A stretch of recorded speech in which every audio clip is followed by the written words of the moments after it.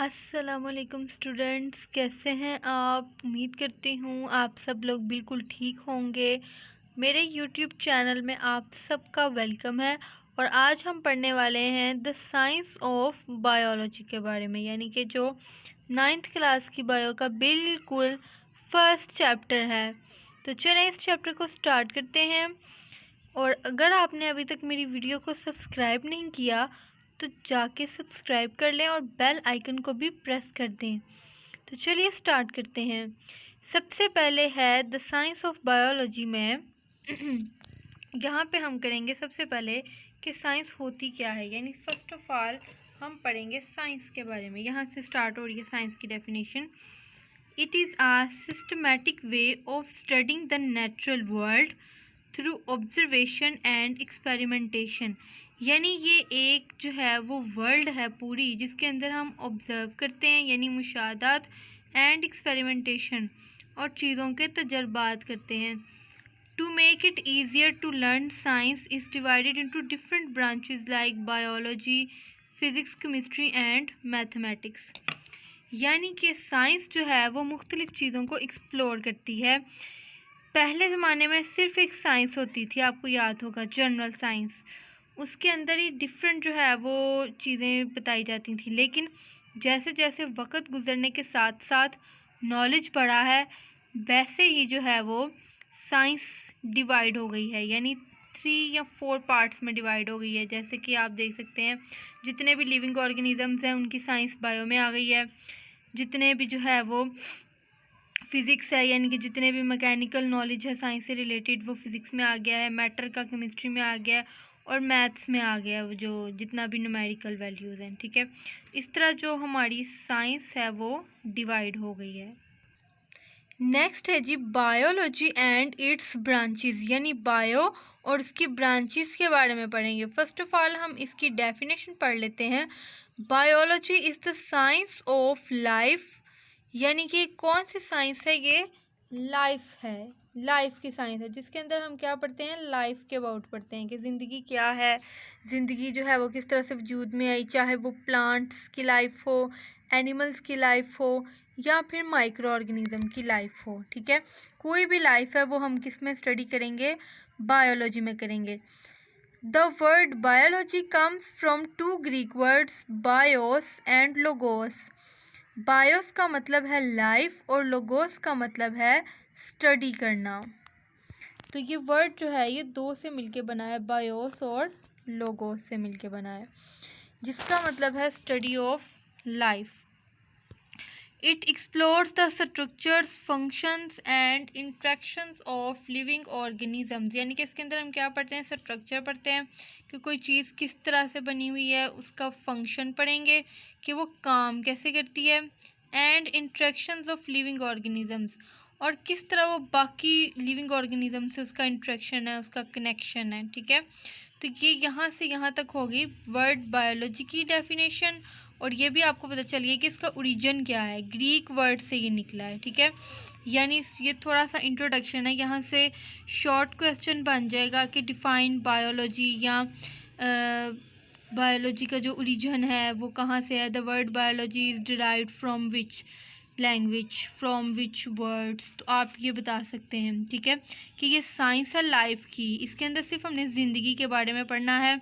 और ये 2 ग्रीक के वर्ड से निकला है, बायोस जिसका मतलब है ज़िंदगी और लोगोस जिसका मतलब है पढ़ना, यानी ज़िंदगी को पढ़ना, चाहे वो प्लांट्स की ज़िंदगी को पढ़ लें, एनिमल्स की ज़िंदगी को पढ़ लें, या फिर जितने भी छोटे माइक्रो ऑर्गेनिजम्स हैं, ऐसे जानदार जिनको हम आम आंख से नहीं देख सकते बल्कि उनके लिए हमें स्पेशली माइक्रोस्कोप चाहिए होती है, उसके अंडर उनको जो है वो ऑब्ज़र्व करते हैं।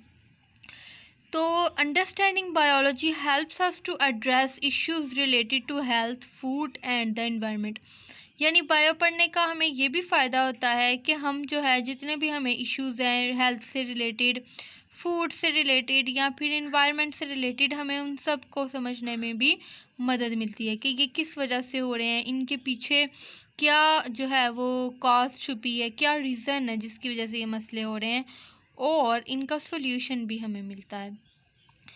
Biology offers a fascinating journey of discovery from the microscopic world of bacteria to the vast ecosystem of our planet. यानी कि जो बायोलॉजी है ये एक छोटे से बैक्टीरिया से स्टार्ट होकर इतनी ज़्यादा बड़ी है कि हमारे प्लैनेट, हमारे इकोसिस्टम तक जो है ये जा रही है।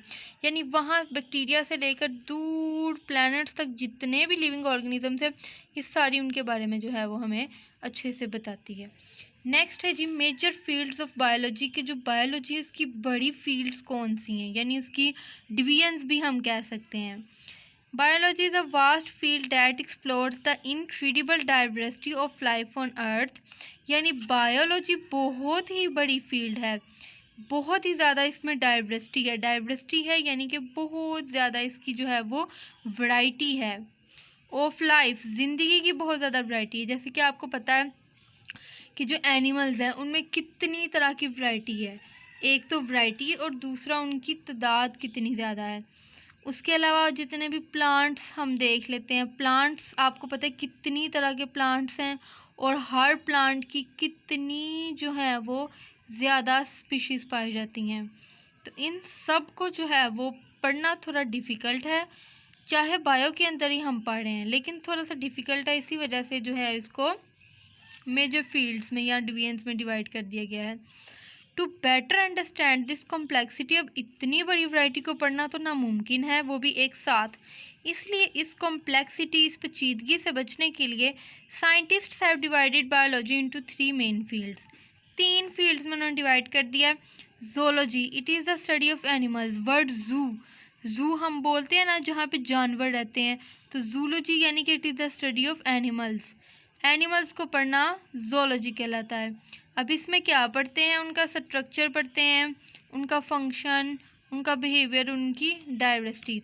यानी कि कोई भी एनिमल है वो स्ट्रक्चर कैसा है, वो दिखता कैसा है, उसके बाद वो फंक्शन कैसे करता है, उसकी बॉडी में कौन कौन से जो है वो काम हो रहे होते हैं, बिहेवियर, वो उसका बिहेवियर कैसा है, और डाइवर्सिटी, और उसकी तादाद कितनी है, उसमें कितनी वैरायटी पाई जाती है। नेक्स्ट है जी बॉटनी। बॉटनी मतलब स्टडी ऑफ प्लांट्स, जिसमें हम पौधों को पढ़ते हैं, इंक्लूडिंग देयर स्ट्रक्चर, उनका स्ट्रक्चर पढ़ेंगे, उनकी ग्रोथ पढ़ेंगे कि कितनी देर में या कितने प्लांट्स की जो है वो ग्रोथ जल्दी होती है, किन की ग्रोथ जो है वो थोड़ा टाइम लेती है। रिप्रोडक्शन के वो किस तरह से रिप्रोड्यूस करते हैं नेक्स्ट जनरेशन को, and interactions with their environment, और अपने इन्वायरमेंट के साथ किस तरह से उनका जो है वो एक कनेक्शन है। यानी प्लांट्स के रिलेटेड जितना भी डाटा है वो किसके अंडर हेड आता है, बॉटनी के। नेक्स्ट है जी माइक्रोबायोलॉजी। माइक्रो मीन्स स्मॉल और बायोलॉजी मतलब लाइफ, यानी छोटे जानदारों की लाइफ को पढ़ना माइक्रोबायोलॉजी में आता है। The study of micro organisms, यानी छोटे जानदार सच एज बैक्टीरिया है and microscopic fungi is called microbiology. यानी जितने भी माइक्रोस्कोप से दिखने वाले जानदार हैं जो हमें आम आंख से नज़र नहीं आते बल्कि माइक्रोस्कोप के अंदर उन्हें देखना पड़ता है, उन्हें कहते हैं माइक्रो ऑर्गेनिजम्स। कुछ जगहों पे इनको माइक्रोब्स भी कहते हैं, लेकिन ज़्यादा फेमस वर्ड इनका माइक्रो ऑर्गेनिजम्स है। It includes the study of the structure, इसके अंदर स्ट्रक्चर पढ़ते हैं, फंक्शंस पढ़ते हैं, हैबिटेट्स पढ़ते हैं यानी कि जहाँ पे वो रहते हैं, and reproduction of micro organisms and their impacts on health and environment, और उनके जितने भी इम्पैक्ट्स हैं वो अपनी हेल्थ पे और हम इन्वायरमेंट पे पढ़ते हैं कि माइक्रो ऑर्गेनिजम्स के क्या क्या हमें फ़ायदे हैं, क्या क्या नुकसानात हैं, उनका स्ट्रक्चर कैसा है, सिंगल सेल्ड हैं, किस तरह के हैं। ठीक है, यहाँ तक क्लियर है कि ये 3 मेजर फील्ड्स हैं जिनके अंदर इनको स्टडी किया जाता है। जोलॉजी में एनिमल्स, बॉटनी में प्लांट्स, और माइक्रोबायोलॉजी में जितने भी माइक्रो ऑर्गेनिजम्स हैं वो इसके अंदर आ जाएंगे। अब तक हमने जो है बायो का इंट्रोडक्शन पढ़ा है, इसकी डेफिनेशन, वर्ड बायो कहाँ से जो है वो ओरिजिनेट हुआ है, उसके अलावा इसकी थोड़ी सी इम्पोर्टेंस पड़ी है कि ये हमें हेल्प आउट किस किस में करता है। फिर हमने पढ़ा, उसके बाद इसकी फील्ड्स के बाद की बात आ गई है। जोलॉजी मतलब एनिमल्स, बॉटनी मतलब प्लांट्स, और माइक्रोबायोलॉजी यानी कि माइक्रो ऑर्गेनिजम्स। यहाँ तक हमने आज का लेक्चर अपना जो है वो कंप्लीट किया है। इसमें थोड़ा सा हमने इंट्रोडक्शन पढ़ा है। नेक्स्ट हम जो है इसकी ब्रांचेस पे फोकस करेंगे। तो अब तक के लिए इतना ही काफ़ी है। मुझे कमेंट्स में बताइएगा अगर आपको कुछ भी पूछना हुआ या किसी भी जो है वो चीज़ की आपको समझ ना आई हो, और अगर समझ आई है तब भी आप जो है वो कमेंट सेक्शन में कमेंट कर दीजिएगा। मिलती हूँ अपनी नेक्स्ट वीडियो के साथ, तब तक के लिए अल्लाह हाफिज़।